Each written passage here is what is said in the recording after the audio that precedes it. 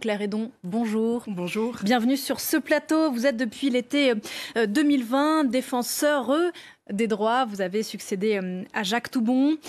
C'est une autorité indépendante, la défenseur des droits, chargée de veiller ici en France au respect des libertés et des droits des citoyens qui existent depuis 10 ans.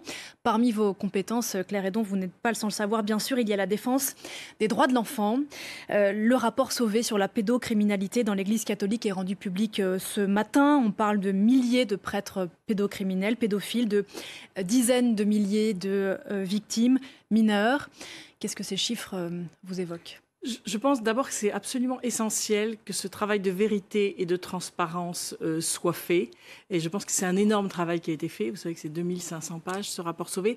Et évidemment, maintenant, il faut voir l'application des recommandations qui vont être faites. Et je pense que la partie importante, aujourd'hui, c'est vraiment l'application des recommandations. C'est l'ampleur du phénomène, mais aussi, à partir d'aujourd'hui, qu'est-ce qu'on fait pour que ça ne se reproduise plus. Alors, ce rapport est un séisme pour l'Église catholique. Ça n'est pas votre domaine de compétence. En revanche, peut-être celui de la question de la prescriptibilité de ces crimes. D'ailleurs, que ce soit au sein de l'Église ou plus largement, il y en est beaucoup question aujourd'hui. Est-ce que vous avez un... Et dans nos compétences, c'est aussi, et je dirais une des 5 missions que nous avons, c'est la protection des droits des enfants. Et c'est bien aussi à ce titre-là que nous, on a des choses à dire. Et sur la question de la parole de l'enfant, ce qui est toujours très frappant dans ce genre de situation, c'est que l'enfant, entre guillemets, parle très tardivement. Et pourquoi il parle très tardivement? Qu'est-ce qu'on met comme condition pour que l'enfant parle? Et je pense qu'il faut qu'il y ait une habitude de plus écouter la parole de l'enfant sur des faits, je dirais, plus banals, si on veut que le jour où il est en grande difficulté, il puisse parler, pour qu'on ne soit pas confronté à exactement ce que vous êtes en train de dire sur la question de la prescription, et pour que les faits ne se reproduisent pas. Et je pense que dans cette commission Sauvé aussi, le travail qui a été fait, c'est qu'est-ce qu'on fait quand il y a, pour que ces faits ne se produisent pas, mais aussi quand ils se produisent, pour que la vérité éclate le plus rapidement possible et que ça ne se reproduise pas. Du sort d'autres enfants, il a été question, Claire Hédon, ces derniers jours en France, des enfants de djihadistes français retenus avec leur mère dans des camps de prisonniers du nord de la Syrie. 175 parlementaires ont signé en début de semaine une tribune pour demander leur rapatriement. La Cour européenne des droits de l'homme a été saisie. Vous avez été saisie, je crois, par plusieurs familles. Il faut que ces enfants et leur mère indistinctement reviennent ou viennent en France?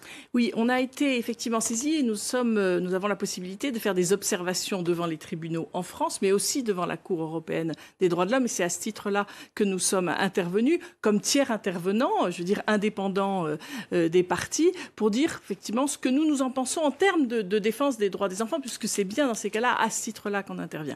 Et il faut raisonner en termes d'intérêt supérieur de l'enfant. Et l'intérêt supérieur de l'enfant, c'est évidemment pas de rester dans ces camps, mais c'est aussi d'être rapatriés avec leur mère. Et j'insiste sur ce point-là, même si je peux entendre que c'est difficile à comprendre. Les mères, quand elles vont arriver en France, elles vont être jugées, elles seront détenues, mais il y aura des liens qui restent avec les enfants. Et demander aux mères de rapatriement que des enfants sans leur mère, ce n'est pas tenir compte de l'intérêt supérieur de l'enfant. Et c'est ça qui doit nous guider aujourd'hui dans cette situation, c'est l'intérêt supérieur de l'enfant. C'est ça, d'abord parce qu'on est signataire de la Convention internationale des droits de l'enfant et que dedans est bien indiqué que notre guide là-dessus, c'est l'intérêt supérieur de l'enfant. Et ça, je pense que tout le monde le comprend, que l'intérêt supérieur de l'enfant, c'est que la mère soit rapatriée quand bien même elle est détenue. Et il existe des liens quand les parents sont détenus entre les enfants et les parents. Sauf qu'aujourd'hui, l'opinion publique française, même si elle évolue un petit peu sur ce sujet-là, reste majoritairement opposée à ce retour. Comment est-ce que vous vous l'expliquez que même à propos d'enfants, je ne suis pas si sûre que l'opinion publique soit si réticente et comprend bien l'intérêt de l'enfant. Je pense que là-dessus, il y a une unanimité sur quel est l'intérêt de l'enfant. Et rapatrier les mères avec si le gouvernement a reculé et continue à appliquer sa politique du cas par cas, c'est parce qu'il y a mais le cas par cas là est beaucoup trop lent. Enfin, on laisse pendant des années des enfants dans des camps vivre dans des situations qui ne sont pas dignes et qui sont des enfants français. Donc on a une responsabilité de protéger ces enfants au même titre que l'ensemble des enfants en France. La Cour européenne des droits de l'homme rendra son avis dans quelques mois. Vous pensez qu'il sera de nature à... Je ne peux pas dire ce que sera l'avis de la Cour européenne des droits de l'homme, mais effectivement, nous serons attentifs à ce que la Cour européenne des droits de l'homme dira. Autre enfant, Claire Hédon, dont le sort a attiré votre attention ces dernières semaines, ce petit garçon, on parle d'une situation ici en France, ça s'est passé en Gironde, qui a été exclu de la cantine de son école parce que ses parents ne l'avaient pas payé. Il a été ramené chez lui par un policier municipal. Vous vous êtes autosaisi de cette affaire. Au-delà de ce cas particulier, qu'est-ce qu'elle dit de notre époque? Et on revient à la question de l'intérêt supérieur de l'enfant. Effectivement, là, la commune est confrontée à une difficulté de parents qui ne payent pas la cantine. Donc, il faut déjà chercher à comprendre pourquoi. Est-ce qu'il y a des difficultés financières? À partir du moment où nous sommes saisis, nous sommes en train d'enquêter. Donc, sur l'affaire précisément, je ne peux rien vous dire tant que nous ne rendons pas notre décision. Mais ce que je peux dire de façon plus générale, c'est qu'en tout cas, là, l'intérêt supérieur de l'enfant, c'est évidemment pas d'être accompagné chez lui par un officier municipal.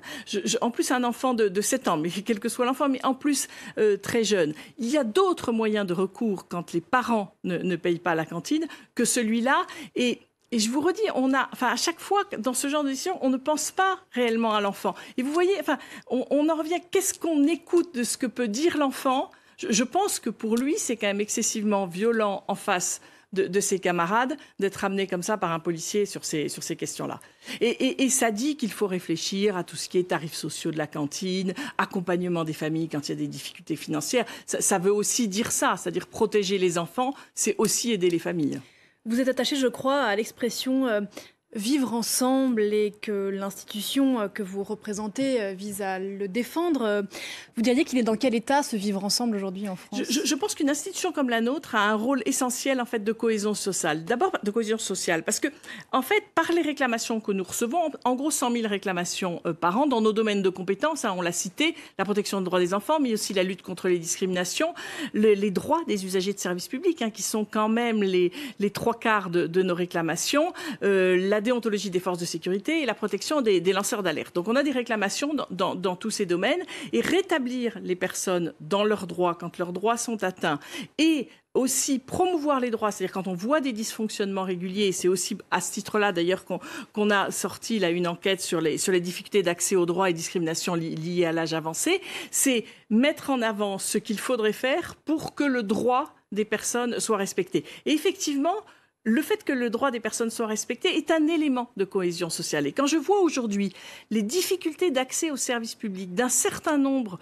de personnes parce qu'ils n'ont pas de réponse, ils n'ont personne qu'ils peuvent voir à qui expliquer son dossier, sa situation, et que du coup, ils n'arrivent pas à accéder à leurs droits. Et c'est aussi bien pour renouveler sa carte grise, que le droit des étrangers, que faire valoir ses droits à la retraite, que les aides au logement ou encore le RSA. Donc c'est très varié. Et ces difficultés minent la cohésion sociale. Parce que si vous n'arrivez pas à accéder à vos droits, alors vous n'avez plus confiance dans notre État, dans notre démocratie. Je pense que ça fait le lit des extrêmes. Ça fait aussi le lit du non-vote. Parce que pourquoi j'irai voter si de toutes les manières on ne me respecte pas dans mes droits? Donc oui, le respect des droits est un élément de cohésion sociale.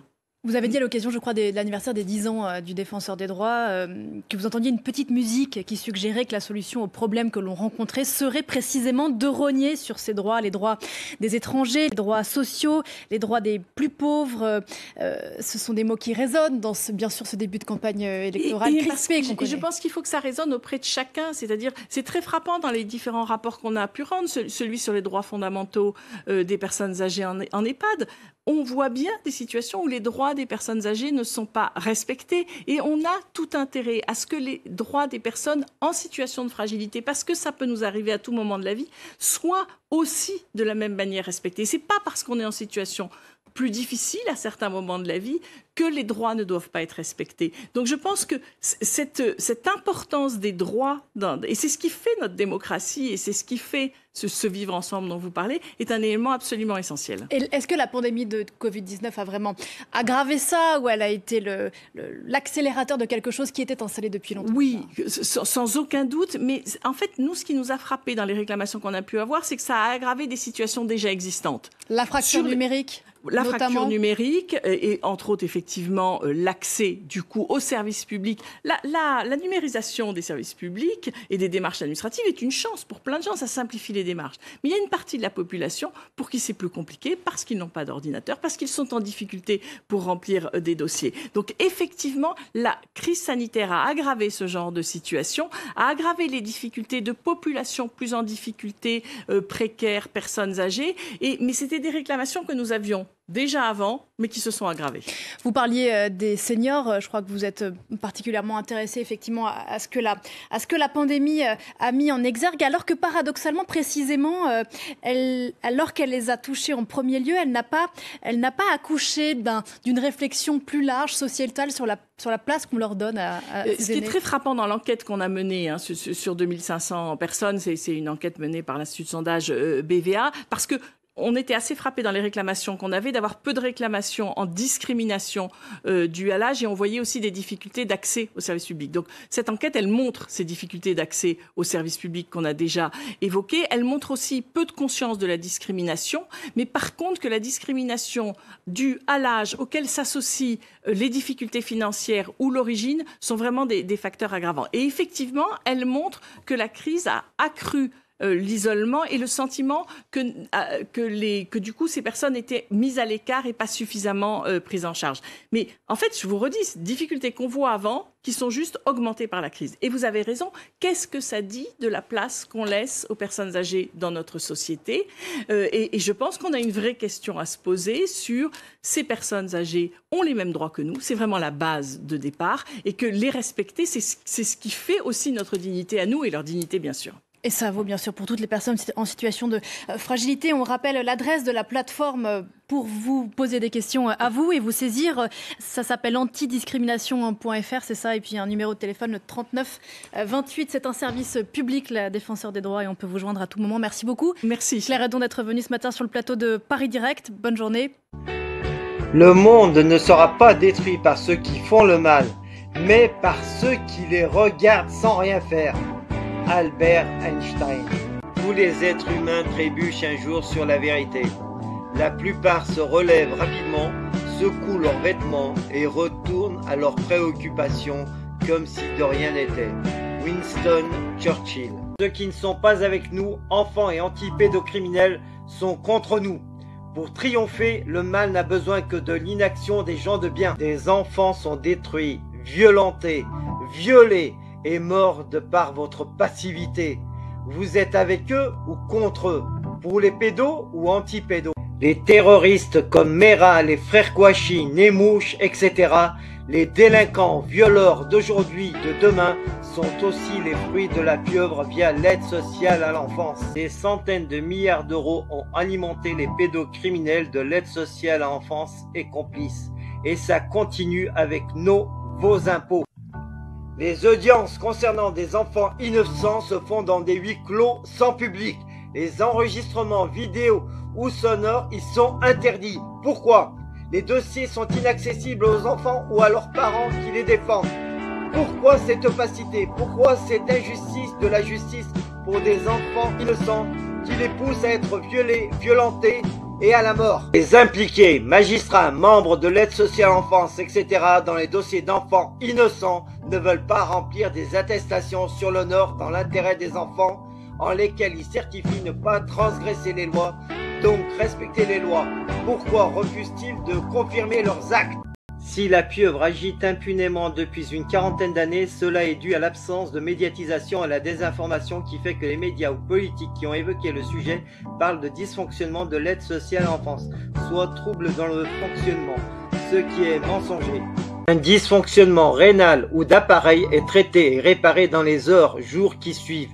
Pas laisser 40 années dans le même état. Les services publics sont au service du public. Tous les membres de services publics doivent être responsabilisés personnellement quand ils agissent pour faire sciemment envers les citoyens de France. Soutien à la COPRASP, Commission populaire de répression des abus de services publics, composée de citoyens de France sans lien avec les services publics. Soutenez la SPE, Société Protectrice des Enfants, sur Facebook et partagez-la. ainsi que la chaîne YouTube CriminalX résolument anti-pédocriminel. Pour soutenir CriminalX et libérer les enfants victimes de la pieuvre pédocriminelle via ASE, Aide sociale en France, pour combattre la pédocriminalité, je vous invite à faire des dons sur le compte qui suit. Ma chaîne étant bloquée, je vous invite à cliquer sur la cloche et à choisir l'option toutes pour recevoir les notifications des nouvelles vidéos publiées. Merci.